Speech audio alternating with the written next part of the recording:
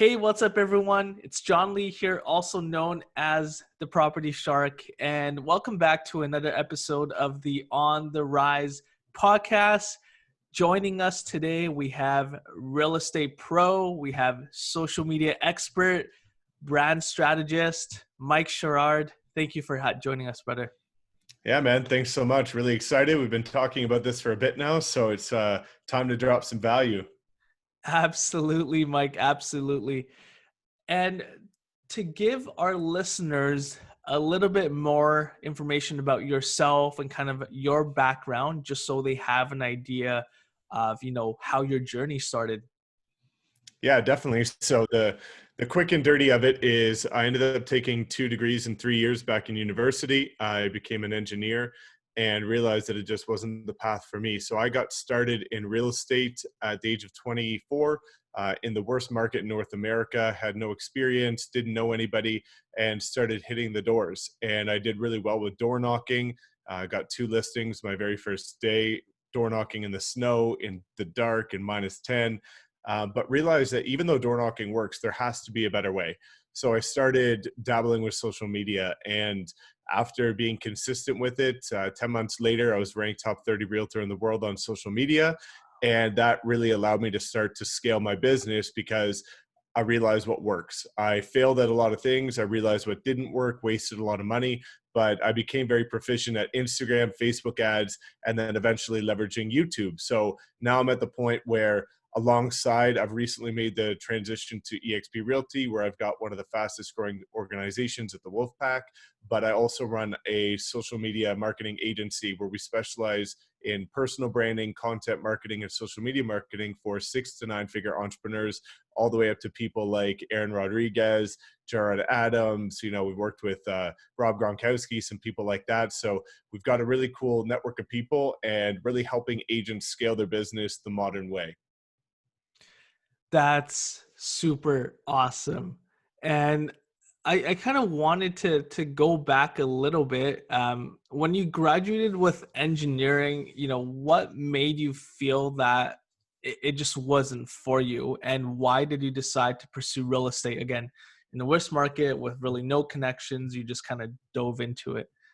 Yeah. So, I was doing quite well at engineering. I try not to toot my own horn, but I was recognized as one of the top employees of 60,000 in my first year. And when you get identified as an up and comer in the company, they introduce you to the management group and say, Mike, where would you like to go in the company? We want to help fast track you to get there quicker. And I said I wanted to get into oil and gas sales because I liked working with people. I liked opportunity, and I wanted to flex my creativity and learn how I can get compensated based on my effort, not just a traditional salary. And they said, no problem, Mike. All that is going to take, the quickest time frame we can get you there is 7 years technical experience. And I put in my 2 weeks notice the next day because I saw what that meant is I got to the point of being recognized in the company by working as a young engineering manager, helping lead a team of 750 people on $1 billion job. Now, that was fun for me. I loved the leadership. I loved working with people, connecting, and having that style of role. But I didn't want to go sit behind a computer and drag and drop pumps and systems for 7 years in order to get to the point where, by traditional corporate standard, where you had to go through their traditional process, I didn't want to do that because I knew that if they told me it could be done in 2 years, I would have done it in 1.5 years. And I know that if they said 7 years, I probably could have done it in 2.5 years. And I didn't like that there was this rigid criteria to achieve certain things in a company. So that's when I realized that the corporate world just wasn't going to align with how I wanted to do business. That's absolutely amazing. And just to transition over, you said you started off with door knocking. When you jumped into real estate, I guess that was just the perfect opportunity at the right time. Yeah. So with door knocking, I just realized that I was going to cold call, which I did. I hated it. I will never cold call another day in my life. I realized that I've got energy and I have the ability to connect with people and most oftentimes make a pretty good first impression. So I knew that because I knew nobody, if I have the opportunity to get and control how many people I get in front of on a daily basis, then that's going to give me an opportunity to put in the grind work, build my audience, build my network, and then start to get in front of these people to hopefully, convince them to let me sell the property. So I was able to do that and kind of honed in my skills of what kind of script I wanted to use. A lot of the scripts that are used in the States, I don't like. They're too pushy. They don't resonate with me. So I took what some of the agents that say they use in the States and made it a bit more Canadian, if you will. And that ended up working out really well. So I door knocked for 3 hours a day, every day for 6 months. Again, did really well, but I haven't prospected a single day since. So it does work. Everything works if you're consistent at it, but you have to look, would you rather cold call 100 calls a day or 200 calls a day, or would you rather spend $10 a day on a Facebook ad? Would you rather door knock every single day for 6 months, or would you rather put out a locally ranked and optimized YouTube video that is going to attract the same amount of clients, but it's time versus money, and the wealthy trade money for time. So that's when I started realizing that a lot of agents are preaching door knocking, cold calling. Anything works. I'm not saying anything wrong with it. What I'm saying is that there's a better way, because there's a difference. And I know a lot of agents that are money free. I don't know a lot of agents that are money and time free. And the Mm. ones that are money and time free are the ones that have leveraged their time through investing. And that's what's going to scale their business.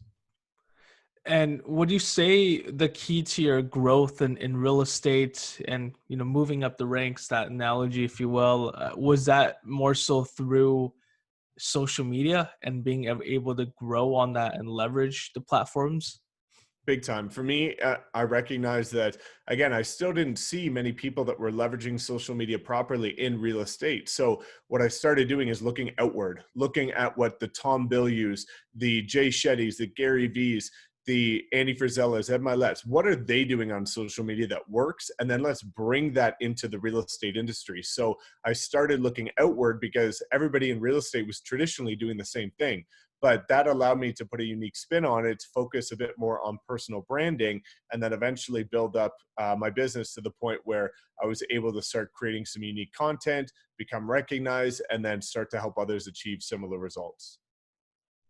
That's really cool. That's really cool, Mike. And I know specifically for you, you mentioned that you were fairly new to Instagram when you kind of first got into the social media game, and I feel like you leveraged that platform quite well, and you've been able to kind of grow on it exponentially through your trial and error of testing and trying different things. I mean, for Instagram, kind of what's the approach that people should take when it comes to it? Is it posting consistently um, via post, via Instagram story? Is it spending money running ads to kind of boost your post, or running sponsored ads to kind of get the word out there? Kind of how did you approach Instagram to be able to scale so fast?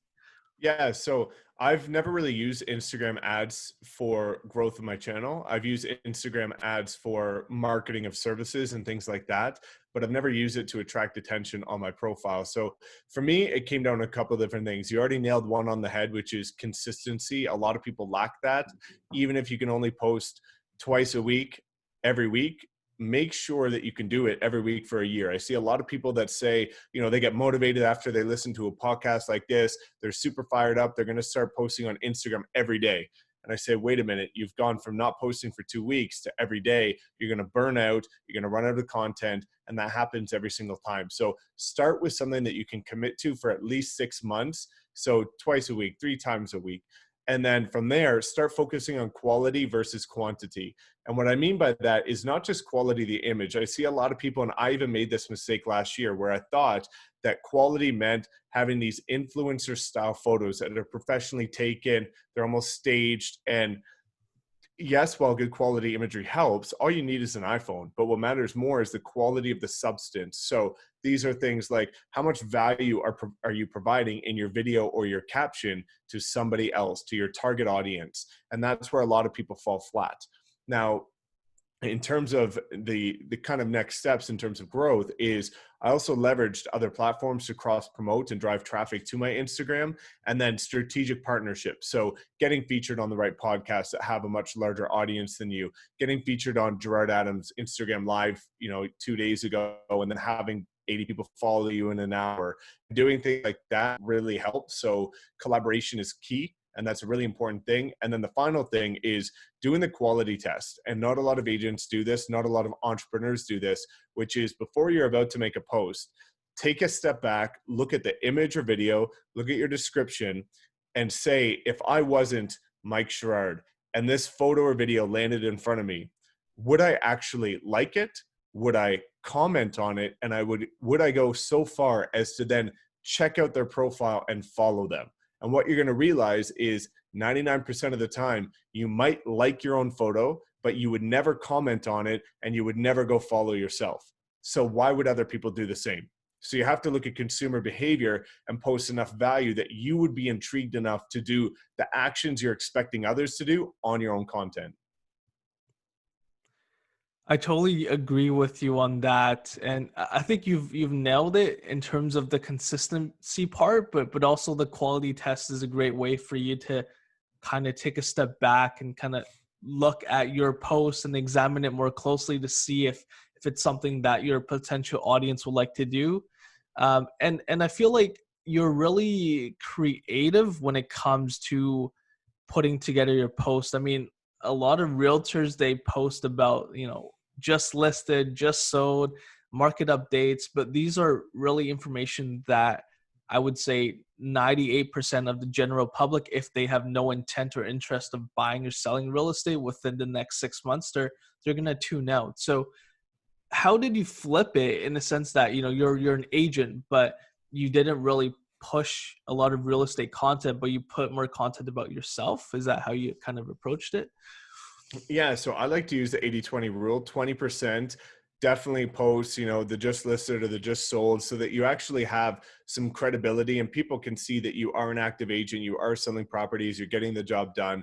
But the other 80% could be real estate related. But what I mean by the 80 is 80% of your photos should have you in it. So if it's you at an open house, instead of just having a property photo with a banner saying open house, take a selfie outside with your signs and say, hey, I'm at this open house. Here's the address. Come check it out. Swing on by if you want a free coffee or something like that. So I made sure and I understood, again, looking at other industries, that personal branding was massive. And if you have a personal brand, more people are going to want to work with you. It's similarly, you look at somebody like Ryan Serhant. If you think, New York real estate, you think Ryan Serhant. If you look at LA real estate, you think Josh Altman. Mm. Nobody knows which brokerage they're at. Nobody cares, how many properties they're selling right now. They know the brand.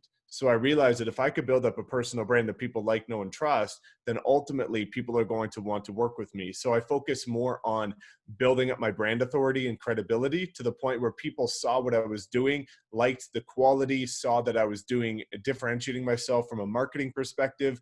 And ultimately that started driving traffic to myself because I was documenting the experience. I wasn't just talking about it, I was showing it.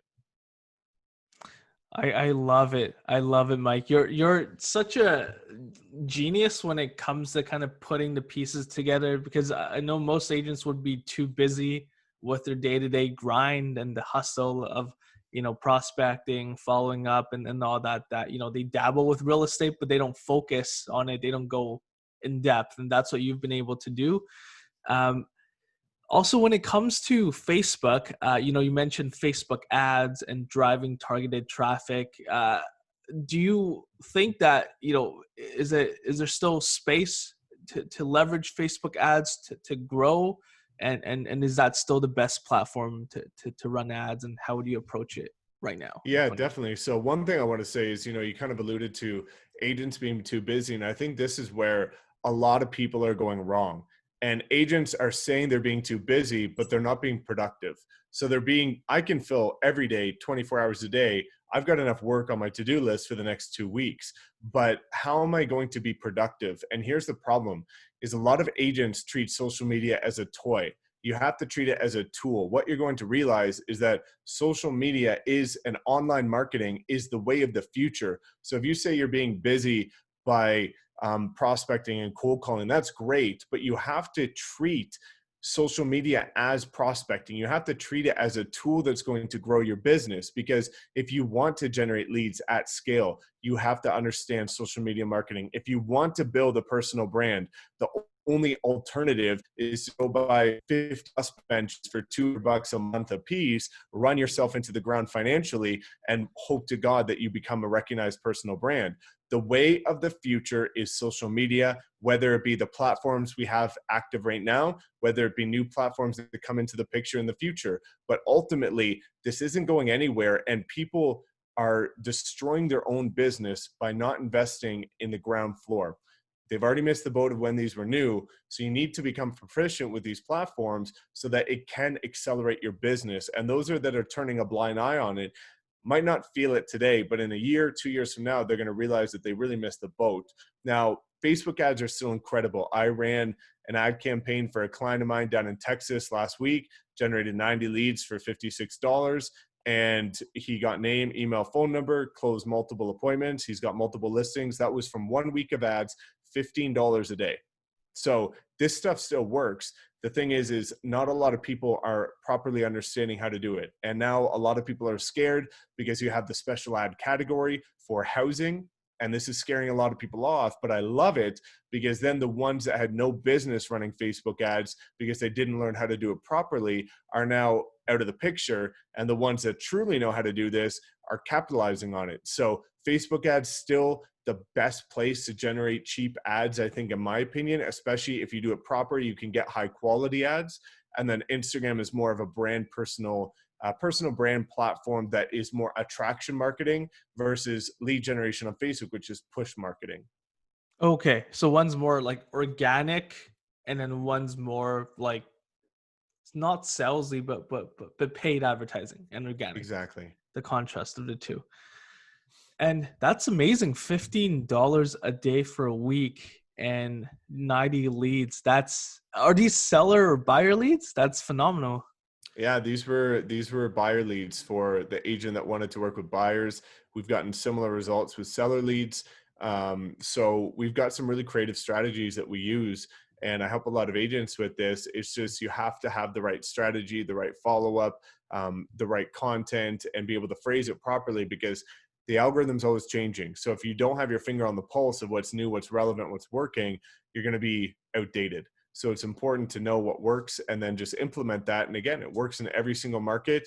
Average cost per lead is going to fluctuate depending on the competition of the market, of course, but we see very consistent results. This guy's average lead cost is 63 cents a lead.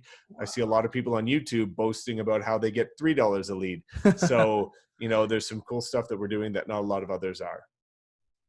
That's really cool, Mike. And on that note too, I kind of want to transition to YouTube because YouTube has always kind of been the biggest platform, I would say, well, next to Google. And it has been incredibly hard for people to get into that space.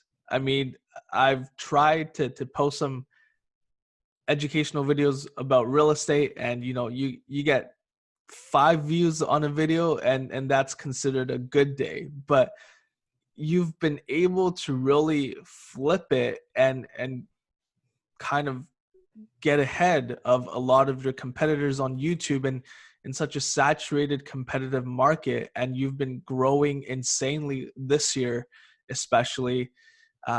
Why YouTube, and how do you do it? It's Yeah. incredible. So the reason why I wanted to focus on YouTube was for a couple of different reasons. Number one is obviously the global reach and the opportunity to scale, as well as understanding that if you know how to work the algorithm and optimize your content, it's a very great way to rank locally. Since it's a search algorithm owned by Google, you have a great opportunity to rank locally for buying and selling properties, different things like that. So I think that's a really cool opportunity. But where the growth happened was understanding how to provide a different level of value. And I think that's really important. Now, one thing that I need to step back and say too is from a reason of why I got into it. If you look at Instagram and Facebook, they count one view on your video as 1 second watched. So if somebody's browsing through their feed, they stop for a fraction of a second and then continue scrolling. They don't care about your video. That counts as one view. So you can see people that say, Mike, I got 773 views on my video. That's so awesome. But 97% didn't care. Whereas YouTube counts one view as 30 seconds watched. So you're building Oh, 30 times the first impression for every view on that video. So the opportunity to build a relationship with your target audience is incredible on YouTube, far superior than other platforms because it's video content so people can see your true personality in the flesh, and it's longer form content compared to other platforms. So again, people are building up a deeper level of trust with you and ultimately loyalty. Now, on the growth side, again, it was ultimately providing a new level of service. I saw that there was agents out there growing quickly on YouTube back in 2017. Now I've come to realize the only reason why they were growing quickly is because they were the first to do it. They weren't actually providing a new level of value. They were just the first. Now, because a lot of agents are starting to get on YouTube, you have to understand how to optimize. You have to actually provide value to people in a unique way. And this, I'm humbled to get this feedback from my content where I have a lot of people saying, Mike, I follow other agents that have 40 to 150,000 subscribers, but you provide more value and I like your style better. And mm, that's because I'm focusing on looking at what others are doing, analyze what the competition's doing, look and see where the voids are, how I can provide more value and over deliver every single video so that when people come across my channel and see one video, they want to stay. I see a lot of people that are on YouTube and they have maybe a banger of a video one week and the next 3 weeks of their videos are mediocre, and then they put out another cool video. But if people check out one cool video and they realize that the rest are kind of not so there, they're not going to subscribe and tune in to see more. So I try and make sure that every time I put out some sort of piece of content that it's fully optimized. So my time is leveraged properly. I'm going to have a video that has an opportunity to grow, but I'm also focusing on providing value that others aren't competing with. that's that's really cool. And that's just by your way of kind of diving in, doing more work, putting in the due diligence and figuring out where in what space can you come in and really give your spiel and help out that much more than your competitors, essentially. Exactly, because here's what a lot of people need to realize is that Instagram, Facebook, YouTube are saturated, but they're not saturated with quality. They're saturated with quantity. So a lot of people look at YouTube, say, okay, 2 billion active monthly users. How am I going to start in 2020 and grow a channel? Well, 99% of those users either aren't in your niche, or they're in your niche and don't know how to optimize content, or they're in your niche, don't know how to optimize content and provide very mediocre content. So you always have an opportunity to over deliver and grow based on the fact that you can provide more value and insight that others can't. That's amazing, Mike. And on that note of YouTube and search engine, did you dabble with like Google at all, like SEO, PPC, or you're more focused on? More focus on the social media platforms. I do understand Google and PPC and SEO and all that good stuff. It's very important. But what I realize is people that try and learn everything and anything end up doing everything mediocre. Whereas Mm, some that channel their focus end up becoming excellent at certain things. And then they know enough to be dangerous on other things, but they outsource it. So I outsource anything now that I have a full team of 37 people. I don't need to do that stuff, but I need to know enough to say, hey, here's the finished product that you did for our group or our client. I don't like that you did this. Why didn't you think of that? So I like to be able to, I guess, call BS on certain things, on editing, on animations, on graphic design, on everything. So I know enough to be proficient at it, but I don't want to do it myself because my time is better invested elsewhere. This is a big problem I see with agents, especially in the YouTube space, as they say, okay, I watched a YouTube video and they said I can design a thumbnail on Canva. Well, yes, I can design a thumbnail on Canva, but let's say it takes 30 minutes to design a thumbnail on Canva and my team can do it for you for $10. Now, basically what you're telling the world is that your hourly rate, you are worth $20 an hour. mm. But you're trying to tell me that you're supposed to make $100,000, $250,000 a year, but you're doing $20 an hour work, says McDonald's. So there's a disconnect disconnect there. I know how to do graphic design. I know how to edit my own videos. I know how to do all of that. I don't do it because it's cheaper for me to say somebody else can do it and me focus my time on growing my team, growing my organization, growing my business, talking to new clients. And that's where a lot of agents fall short, is they want to make six figures and they're doing 5-figure an hour tasks. Wow. That's incredible, Mike.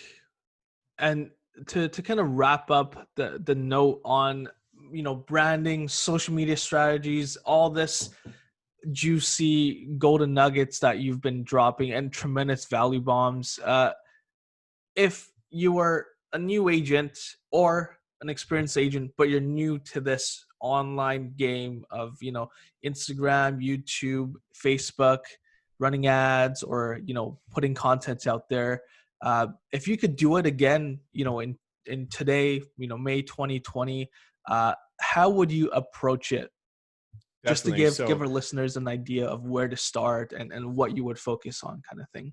of course. So I've learned a lot over the years. I've made a lot of mistakes, wasted a lot of money, done things wrong. But now that I'm at the point where I've got a pretty good footing on most platforms, there's a couple things I would have done differently. So Facebook ads, I would have put more money into it. In terms of Instagram, I would have focused more on my personal brand in terms of the quality. Back when I got started, I was all about volume. Back in 2017, it was just a post a day. I was always in it and I did my best of my abilities at that point, but I focused a bit too much on the quality of the image and not in terms of the value that I'm providing from the descriptions. So I would have done that. I would have, Instagram stories has been one of my highest income generating aspects of any social media platform, because it's that raw, uncut footage that everybody wants to see. So I would have, again, kind of dialed in my Instagram stories and made them more tactical. I was being very active on it, but I didn't have intent behind what I was trying to achieve. I was just having a presence. So documenting your journey as a new agent on Instagram stories, sharing when you're doing a property tour, sharing when you're setting up for an open house. A lot of people say, Mike, I don't have time to do Instagram. The problem is you don't have time not to do it. You don't have time not to do Facebook ads, not to do YouTube, because in a year from now, you're going to realize you just missed an opportunity and now you're spending more money for your traditional marketing and getting less results. So brand new agent, step number one, treat Facebook as your lead generation opportunity. Find one ad that works, custom list of properties, run it $10 a day. That takes care of Facebook. Step number two, Instagram. Become active on a daily basis on your stories, documenting anything and everything that you're doing. Driving to an appointment, just came from an appointment, listen to a podcast. What did you take from it? Read a book. What was your lesson? Active on stories. Post consistently on your feed. Make sure you're focusing on quality versus quantity. And then I would have got started earlier on YouTube and learned from day one how to optimize my content. My first videos for the first year didn't get more than about 200 views. Now I'm at the point where I understand how to optimize my content so that it has an opportunity to grow. I see a lot of agents that are even top producers that are trying to dabble with YouTube, and they're spending, thousands of dollars a month to have a local professional videographer record the videos. They put it on YouTube, don't know how to optimize it. They're getting 18 views. You're wasting a ton of money. If you're going to do something, do it right the first time. Learn how to optimize your content. Give it an opportunity to grow. But I would have put out more attraction style buyer and seller content as well as investor content from day one on YouTube, and learn ahead of time how to optimize it. And on that note of optimizing videos on YouTube, you said tags are important, the header, I guess the way the video's edited, they all come into play. Yeah, it's YouTube's, and this is why most people struggle with it. It's more of a science compared to other platforms. Instagram's very easy. It's got a creative, a photo or a video or a carousel. It's got a description with copy, and then it's got a couple hashtags. YouTube has your tags, titles, descriptions, end screens, cards, thumbnails. It has so many other layers to it. But ultimately, from a foundation perspective, as a brand new agent, focus on your tags, titles, descriptions, and thumbnails. Make sure that your thumbnail pops, has color contrast, big bold text, stands out when people are looking through the feed.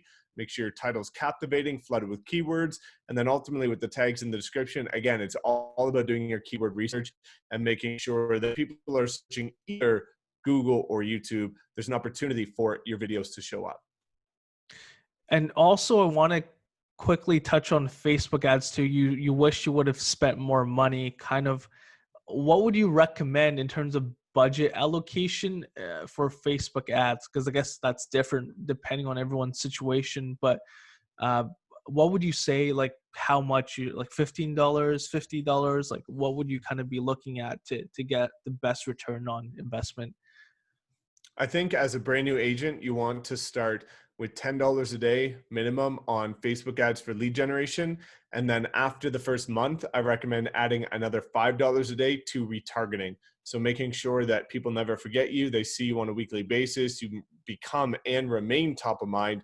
And that's only going to happen through retargeting. So I think $10 a day for the first month is going to be sufficient to become proficient with running them, as well as getting your name out there, generating some leads, closing some deals, setting some appointments. And then after month one, add in retargeting. So you've got a total daily budget of $15 a day. And then again, as you start to close deals, reinvest more, start working your way up to the point where if you're at least spending $20 a day, you're in a pretty good position, and you don't need to do a whole lot more than that until you've got financial flexibility to do so.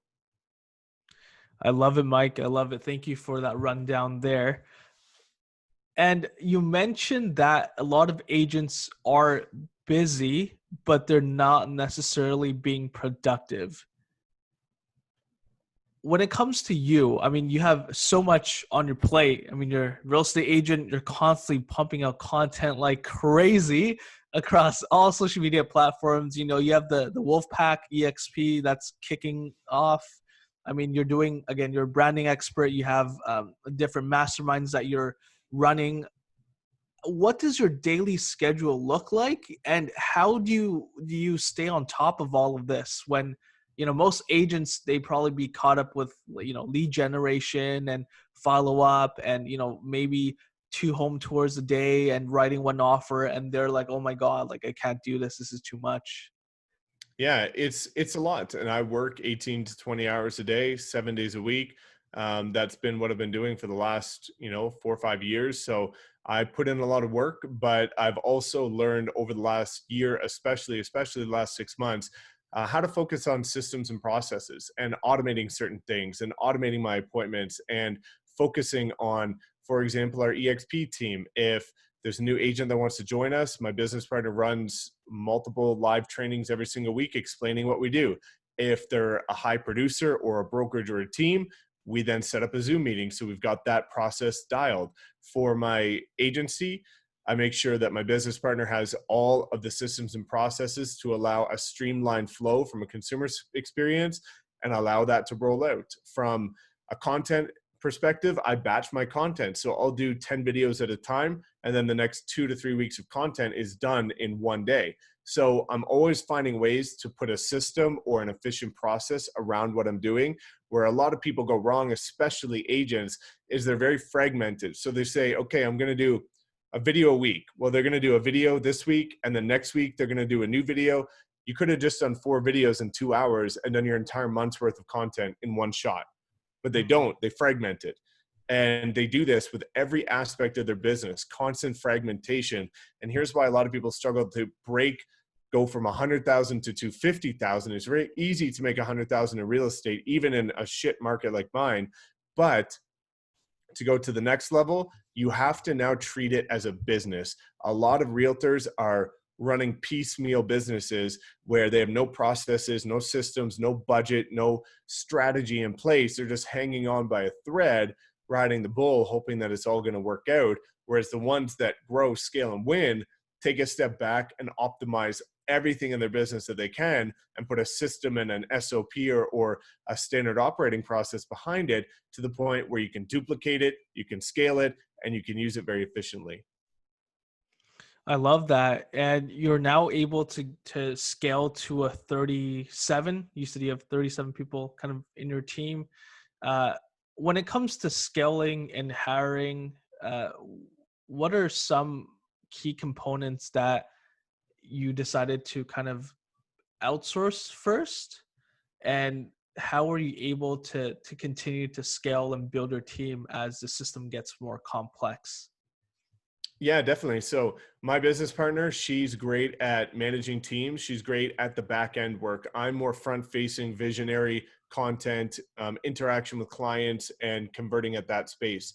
So in terms of bringing on the team, it was all about culture, vision, buying into what we were trying to achieve, making sure that they're aligned, to understand that we're working in this together as a partnership, and finding the right people that have personality alignments. A lot of people are great workers, but they don't have the right personality, and that conflict isn't worth their work effort. So I think having culture is one of the most important things. And then the biggest thing for scaling is making sure that the process doesn't get more complicated, making sure that you've got streamlined processes that are very easily duplicatable, that will never get more complicated because you've streamlined it. So if somebody wants a high converting funnel for their business, or with a lead magnet so that they can optimize or monetize their content, they come to us, they fill out, they've got a checklist, they send us everything on the checklist. That goes straight to our team. They create it, send it back, done. So Hmm. we have everything in place. It doesn't matter how many clients we onboard, the process is the same so we can scale. Same with our content repurposing. If an agent just wants to send us their content and wants us to edit it, monetize it, as well as optimize it and manage it, same process for every single client. Doesn't matter how many clients we take on, it's automated so we can grow in a very efficient way. And speaking of automation and processes, I feel like you've mastered extremely well how to do that. But from an agent's point of view, what are maybe some processes or systems that realtors should have in place to get to that next level? Definitely. I think the first one is online lead follow up. That's a huge one because I can generate you leads all day. Now, when we do it for our clients, we do have that built out. But if you're running this yourself, you need to make sure that you've got a very proven and practiced system in place for converting those leads. Because if they don't turn into dollars, they're not doing anything for your business. So, number one, you need an online lead follow up. You need a past, current, and existing and potential client nurturing system. So that's number two. You need a marketing strategy that you can execute on for every platform that works but doesn't take up a lot of time because it's duplicatable. And then number four, you need to always be innovating and say, where's your budget going? Are you spending too much over here? Can you invest more over here? And you need to have a process for vetting how you're allocating your funds in order to grow your business and make sure that you're investing back into it and not spending on expenses that are just nice to haves. You're focusing on the wants and the must haves. That's so key. That's a big firebomb, knowledge bomb that you dropped there. Uh, when it comes to follow up, again, I feel like a lot of the times people don't understand online lead generation because they assume that they're going to run a Facebook ad, someone's going to sign up, and that person is hot and ready and looking to buy right away. So when it comes to following up with online leads, kind of what could you kind of dive into a little bit more of what kind of the process would kind of look like, and how you would structure it? Would you text them first? Would you call them? Would you email them? And kind of how frequently until you get a hold of them or you don't? And when is that time to kind of part ways with that lead or put them on a long-term drip or nurturing campaign? Yeah, definitely. That's a big question to unpack. So I don't think we'll have time to go into every part of that. But I think from an online lead perspective, a couple of different things are really important. So contacting within the first 5 minutes, incredibly important. If you look at the statistics of an ISA or an inside sales agent, they'll tell you that people usually convert after the seventh touch point. So if you're Mm. only touching somebody once, that sounds really dirty, but if you only have one touch point with somebody, then ultimately the agent that comes up next, as soon as they're ready to buy or sell, for us, I like to go with the call first. I like to go with the text second, and then I like to go with an email third, and then drip out for the first week, touch every day.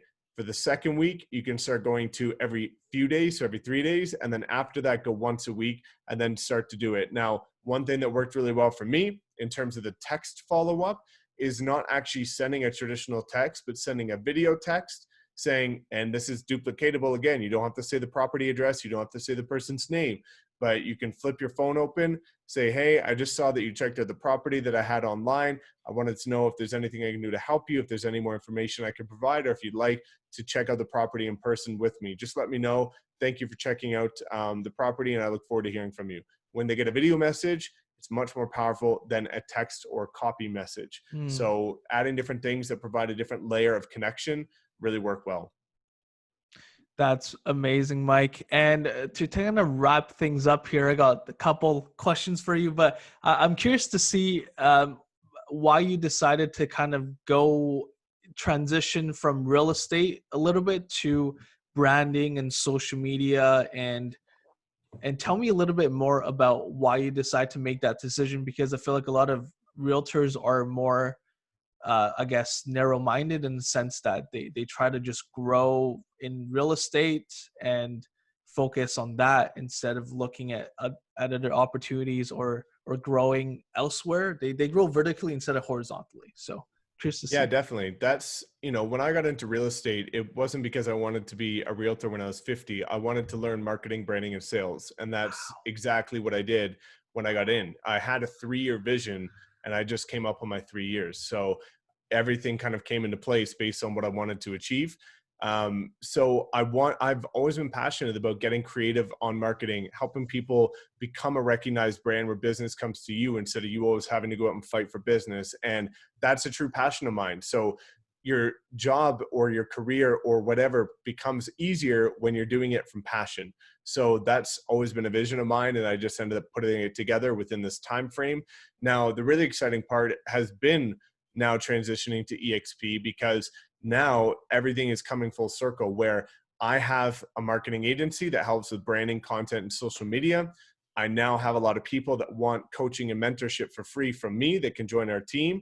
But the coolest thing is, for all the agents on our team, we've built out a $2,500 funnel and giving it to every agent branded towards them. We've given them YouTube intros, YouTube outros, pop-up call to actions. We've given them a full marketing strategy. We've given them the exact YouTube videos with all the tags, titles, descriptions optimized to every agent that wants to partner with our team. So now, because I own an agency, I can cover the cost of these things, give it to our agents for free, help our agents close more deals and attract more buyers, sellers, investors. And now it's a win-win. So everything works together where I can provide more than any other team at EXP ever could imagine, but I'm also using my own team, building up their portfolio, and then I'm helping agents close more deals. So everything works together, and we're creating a value proposition that's really strong and really difficult to compete with.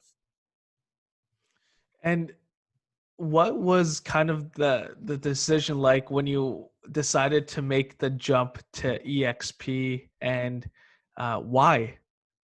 Definitely. So I had a lot of people reach out to me about EXP over the last year and a half. A lot of every top YouTuber that and nobody was presenting the model in a way that I believed. I didn't like it, didn't agree with it, don't like how they're presenting it, sending somebody some presentation saying, watch this. It's basically disrespectful. It's saying, me sending you a presentation saying, hey, John, watch this. I don't care about your goals, don't care about what makes you unique, don't care about your vision. Watch this. Let me know when you want to come make me money and join my team. And also, they're relying on their influence for you. But what you realize, John, is you being associated with me will never attract you a buyer, and it'll never attract you a seller or an investor. But these agents are thinking that because they've got influence, being associated is going to close them more deals, and that doesn't happen. So when I talked to my business partner, Connor Steinberg, he built out a fully automated attraction system where he runs these live webinars that can answer their questions in real time. We never have sent a presentation to a single agent, but I've got one of the fastest growing organizations of the company because we do it in real time. We hop on Zoom calls with people and show them the value in real time. But now, because it made sense from two other capacities, giving agents more than they could ever imagine from a social media branding marketing perspective for free, because we've built out all the training, we've built out all the tools, built out all the resources.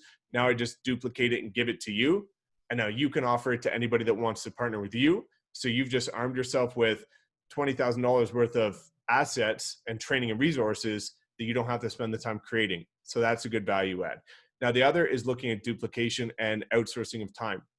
The cloud-based model is one of the most powerful models because, again, if I have to schedule an appointment with my broker, go meet with them for an hour, come back, that's an hour and a half to a 2 hour ordeal. If I can Mm, go into the cloud, get the answer right now and pop back out, that's a 5 minute ordeal. So looking at entrepreneurs that understand that time is the most precious commodity in the world. If you want to save time, you make more money and you get to enjoy the lifestyle that you want. The only way you can do that is by outsourcing cloud-based. Now, again, as you start to put out cool content, you're doing this right now. You'll have people reaching out to you. They want to partner with you. At my previous brokerage, nobody could partner with me because it was a traditional brokerage. Now mm. people can partner with me and I can help them accelerate their business quicker than they ever could have imagined by giving them stuff that I've already proven. So everything came together. The only guy I found that I liked doing it the way that I believed is an entrepreneurial way of leveraging EXP was my business partner. So that's why I waited until I found somebody that I align with properly, who's actually doing it selflessly, not selfishly. And Mm. then that's when I realized that the opportunity was ready. That's amazing, Mike. Wow. And it really states how important it is to have vision because you came into real estate wanting to learn about branding, social media, um, and really hone in your skills on those two aspects, and you've had a 3-year vision for yourself, and everything's kind of coming together full circle. But again, there's a lot of time, effort, sacrifice, patience, and just hard work, dedication involved throughout this whole process. And so I'm really excited for you. I've seen you grow. I mean, I got into real estate about 2 years ago, and man, I've just been seeing you growing just at incredible rates across all platforms, and just you're constantly leveling up. And I'm like, man, like this Mike guy is doing amazing things. And so thank you again for your time and being on our podcast today. To wrap things up, I do want to roll out the red carpet for you, and for you to kind of share with us what you have going on in your life right now, what people can reach out to you for, how people can contact you. And yeah, thanks again, brother. Yeah, definitely. No, man. Thank you so much for the opportunity. It's been really exciting. I love sharing this stuff with other ambitious guys that want to scale and, take their business the modern avenue. So in terms of me, again, feel free to check out my YouTube channel. Just look up my name. Otherwise, if you do want to know about the services we provide for personal branding content, it's High Converting Content's the company name. And then if you want to see how we're exploding real estate agents' businesses and giving them everything I've created for free, again, feel free to reach out about the Wolf Pack, and I can guarantee you're going to be mind blown when you see what we're doing behind the scenes. All right. Thanks again, Mike. And I'll be sure to link everything down below too in the description so people can easily access those information. Last but not least, last question for you. Uh, if you could do it all over again, would there be anything that you would change, or are you extremely happy with how everything has come together so far? Yeah, man, to wrap it up, I guess the biggest thing I would have done is trying everything, which I did, but then understanding the concept that the man who chases two rabbits catches none. And if you want to always chase the shiny penny, if you want to always look at what the next CRM is, what the next lead generation software is, there's always going to be something that's bigger, better, quicker, faster, cheaper. But if you're constantly looking for what's bigger, better, faster, cheaper, and not just looking at how to become excellent at what you already have, you're going to constantly be deviating your attention and your focus on what the new shiny penny is. Pick something, try it all once, try door knocking, cold calling, Facebook, Instagram, YouTube, LinkedIn, TikTok, figure out what you like, go all in on that. And then once those have become a systemized process, start adding things into your business. But stay focused, stay consistent, and it'll all come together in the end. All right, brother. Thank you, Mike. And we'll talk soon.